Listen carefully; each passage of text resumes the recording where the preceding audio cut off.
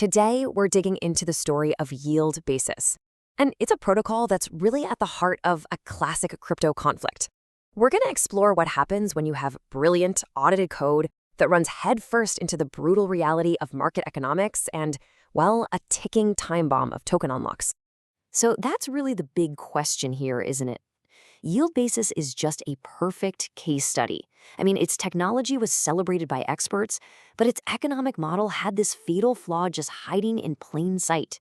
Let's see how this whole battle played out.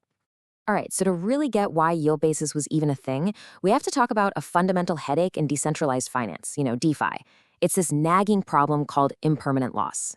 So what is it? Okay, imagine you put one Bitcoin and its equivalent in US dollars into a trading pool.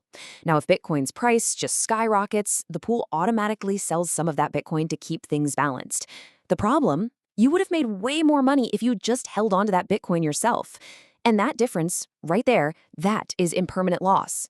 And believe me, it is a huge reason why people get nervous about providing liquidity. And this is where YieldBasis steps onto the scene. It was designed from the ground up to tackle this exact problem, promising a way for you to earn yield without that constant fear of impermanent loss eating away at your returns. At its heart, YieldBasis is a special kind of trading pool, an AMM. But its unique trick, its secret sauce, was using borrowing and leverage to automatically hedge against those price swings that cause impermanent loss. The whole goal was simple: let you earn those sweet trading fees without all the risk. So how did it actually work if you were a user? Well, it's a pretty clever three-step dance. First, you deposit an asset, let's say Bitcoin, and the protocol would borrow stablecoins against it. Then, it pairs them up and provides liquidity for you. In return, you get these leverage tokens that represent your stake, and you start earning yield. And the best part? The protocol handles all that complex rebalancing stuff behind the scenes. Okay, but with any new protocol in DeFi, you gotta ask, right? Is the code actually safe? Well, YieldBasis took this very seriously, and they went out to get a professional security assessment to prove their tech was solid. And they didn't mess around. They hired one of the top firms in the entire space, Chain Security, to put their smart contracts under a microscope. And this isn't just some quick checkup. We're talking a rigorous deep dive into every single line of code, hunting for any possible way it could break. And wow, the results. They were really impressive. I mean, just look at this. 0 critical findings, 0 high-severity findings. In the wild world of smart contracts, that's basically a perfect score. It's a huge green flag that signals a well-written, genuinely secure codebase. And here's the money quote, right from their report. Chain Security's summary just puts it plainly: a good level of security.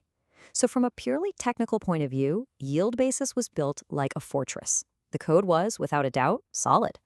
But this is where our story takes a dramatic turn, because a solid technical foundation is one thing, but a project also has to survive out in the wild, open market, and on the horizon, a storm was brewing.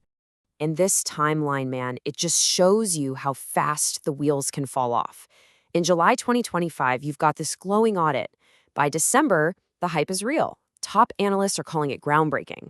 But then, just 3 months later, March 2026, the entire narrative flips.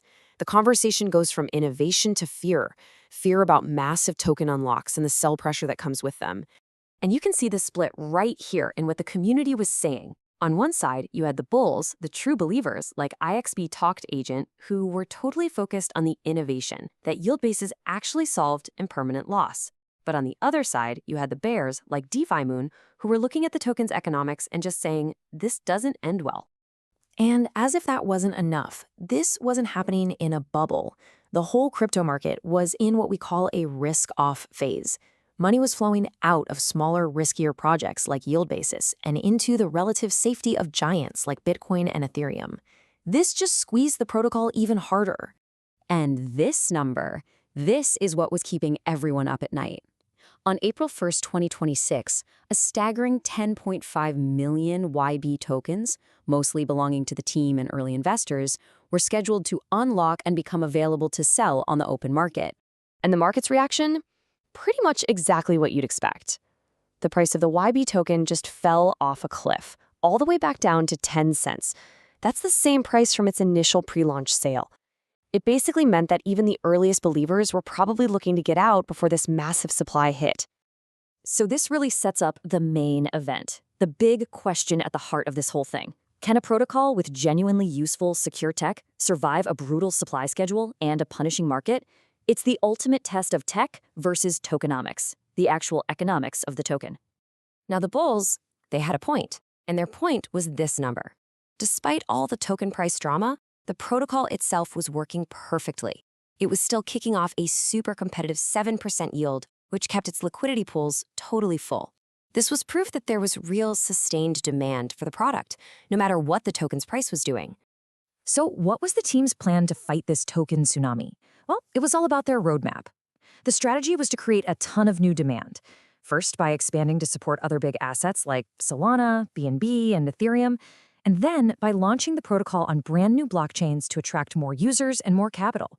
So here's the tug of war, plain and simple. The challenge? A massive, relentless wave of new tokens hitting the market, pushing the price down. The strategy? Try to create enough new utility and new demand to soak up all that new supply. It was a genuine race against time.